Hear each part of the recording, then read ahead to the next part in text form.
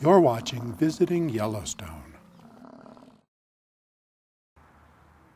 Yellowstone offers some good bicycling opportunities for visitors to explore, but you will need to do some preparation and planning. The majority of the park's road system is narrow and windy and often busy with automobile traffic. While bicycles are allowed on all the public roads in the park, extreme caution must be used. On roads, the same traffic laws that apply to motorized traffic apply to bikes.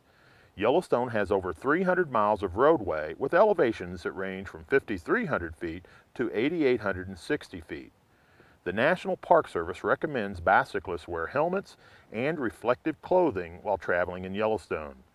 During periods of low visibility, bikes must be equipped with a white light in front and a red light or reflector in the rear.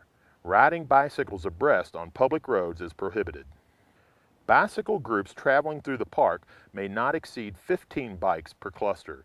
Clusters must be at least a half a mile apart. Groups and individuals that plan on camping in Yellowstone should make reservations before they arrive by contacting Xanterra Parks and Resorts at 307-344-7311 or 1-866-Geyserland. All National Park Service managed campgrounds are on a first-come, first-served basis, and they often fill early in the day. There are a limited number of hiker-biker campsites available in most park campgrounds. One of the best times to ride on the park roads is in the spring. There is a period, usually early April depending on conditions, before motorized traffic is allowed in the park that bikes are allowed to travel between West Yellowstone, Montana and Mammoth Hot Springs. Stay alert because administrative traffic is also allowed during this period and wildlife, including bears, may be in the road. If you can't be here in April and you still plan on biking on the public roads in the park, it's best to get out early. Traffic will increase as the day goes along. Always be prepared for changing weather when you bike in Yellowstone. It can snow any time of the year. Away from the public road system, there are good opportunities for bicyclists. Mountain bikes are best in these areas. The Old Gardner Road is a gravel road that begins just behind the Mammoth Hot Springs Hotel and ends at the park's north entrance. This is a one-way auto road, but bicycles are allowed to travel in both directions. A short service road that is open for bicyclists and hikers can be accessed from here.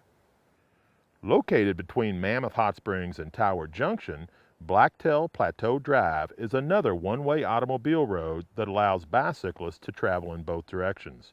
Use caution whether you are traveling by auto or bike in these areas. Routes that are open to hiking and biking exclusively are limited in Yellowstone, but there are some opportunities.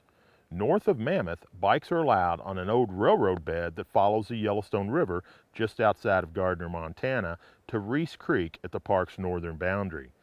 South of Mammoth, bicyclists can ride the old Bunsen Peak Road between Golden Gate and Jaffe Lake. Just inside the park's west entrance, bicyclists can travel from the Riverside Trail to Barnes Road. This trail gives access to a section of the Madison River. A few miles north of Old Faithful, bikes are allowed on the Fountain Freight Road. You can access this road from either end, just north of the Lower Geyser Basin or just south of the Midway Geyser Basin. You can park your bike and access Ferry Falls from here. In the Upper Geyser Basin, which includes Old Faithful, bikes are allowed on the paved path between the Old Faithful Lodge and Morning Glory Pool. A short trail from Daisy Geyser to Biscuit Basin is also open to bikes. Bikes are not allowed on the boardwalks, but there are several bike racks where you can park your bike while you explore. Just south of Old Faithful Village, the Lone Star Trail follows the Firehill River to a backcountry geyser of the same name. Check at the Old Faithful Visitor Center for information regarding Lone Star Geyser. Bikes are not allowed beyond the geyser. Near Lake Village, bicyclists can access Yellowstone's Natural Bridge. The trail begins near Bridge Bay Marina.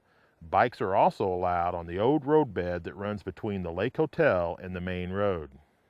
Between Canyon Village and Tower Junction, hardy bicyclists may want to ride to the top of Mount Washburn.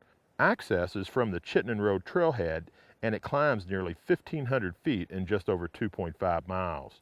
The view from Mount Washburn is spectacular. Bikes are not allowed on the trail from Dunraven Pass to the mountain summit.